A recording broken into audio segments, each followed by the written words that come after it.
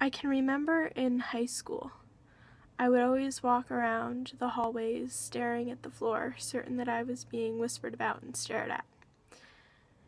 You see, I was teased, and I was certain that everybody was out to get me.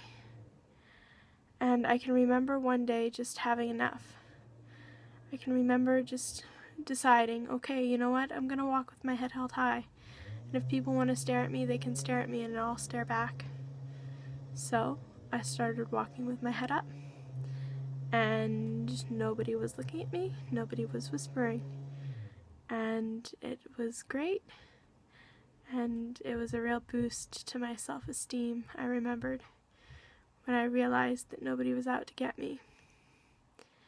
In our Christian walk with God, a lot of the time we stare at our shame instead of staring around us.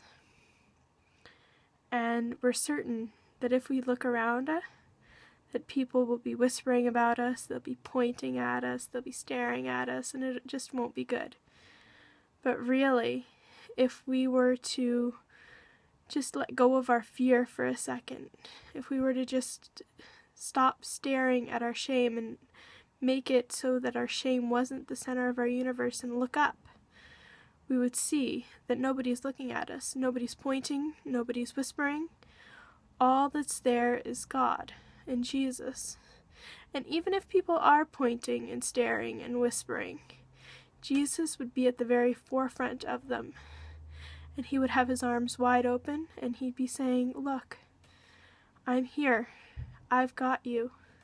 Everything's going to be all right. You're mine.